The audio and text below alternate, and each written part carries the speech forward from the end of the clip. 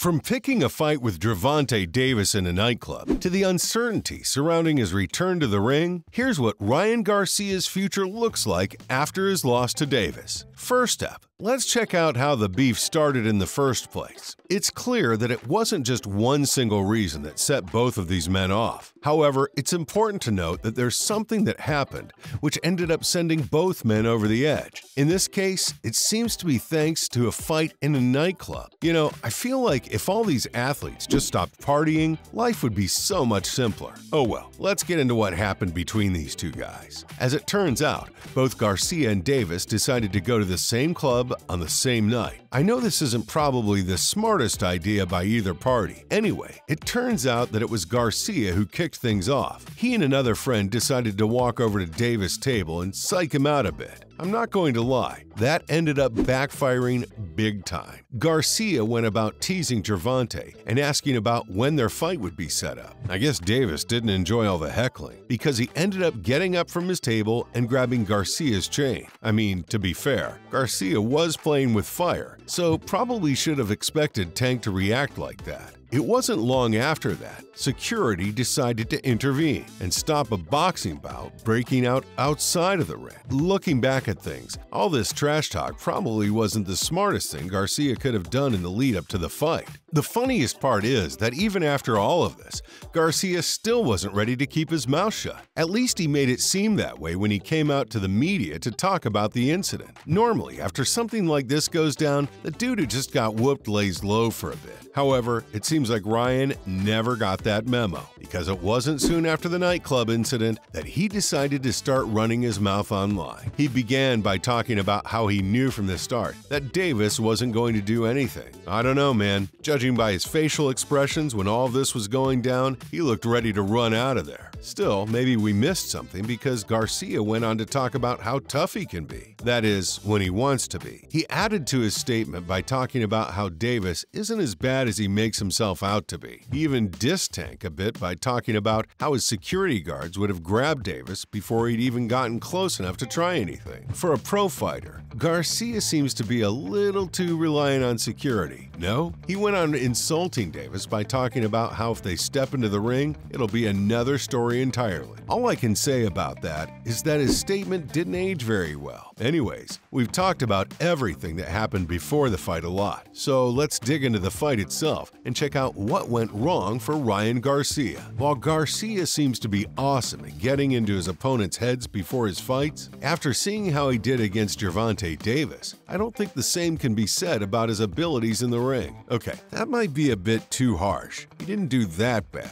I mean, he did end up getting knocked out in the 7th round, but everything up until that point was pretty solid from both guys. All I can say is that it's clear who the face of boxing is right now. I guess Mayweather didn't make the best decision by dropping Tank Davis. From the moment the bell rang to signal the start of the fight, it was clear that Garcia was a bit out of his depth. That's probably why it didn't take Davis too long to drop him, as he got started with his whole thing as early as the 2nd round. While Garcia did use his speed to his advantage, Davis was simply more technically skilled in the ring. For everything that Ryan threw at him, Tank was able to slip, bob, or weave his way out of danger. Eventually, as the rounds ticked down, the 7th round pulled up. This was where everything was decided once and for all. Considering the pace of the fight up until then, I think everybody expected Davis to drop Garcia at some point. So when he threw that powerful body shot and Garcia stumbled, he knew he had the fight in the bag. Later on, both fighters had a bunch to say about how the fight ended. Amazingly, they were both pretty respectful. From what I can tell, it seems like both of these dudes took a page out of Conor McGregor's book. That's because regardless of all the trash talk they did before the fight, they were nothing but class once the final bell had rung. Both men came out and talked about how they felt about the fight's results. Davis seemed pretty surprised that he'd managed to drop Garcia from just a body shot. He went on to talk about how he hadn't thrown that punch intending to take Garcia down like that.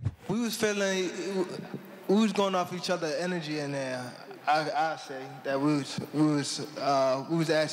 was actually talking in there, and you know what I mean, and it was fun. It was fun. However, once he realized that he'd nailed Ryan in the sweet spot, he didn't waste any time before taking the fight to him. Davis also talked about how happy he was to have gotten the opportunity to be part of all this. At least somebody's happy with the way the fight ended. Garcia had a few words to say as well. However, surprisingly, he too was pretty chill with how things turned out. He complimented Davis on his skill and ability and went on to accept the fact that he was simply the better fighter that night. He went on to say that Tank is a great fighter and a good man. Looks like Davis hit him so hard that it knocked some sense into the guy. Now that Garcia lost to Davis, a lot of people are wondering what his next move will be. This is why we're going to take a look at a list of a few potential opponents for the man. While he may have lost his fight with Gervonta, it doesn't mean that he's down for the count. Far from it, actually, as there's already a huge list of fighters he could step into the ring with next. Out of those, the first name that comes up and makes the most sense is Jose Ramirez. It's obvious that Garcia's finally dipped his toes into the deep end of the 140-pound pool, so it makes sense for him to start fighting against some of the best fighters in the division. Jose Jaguar Ramirez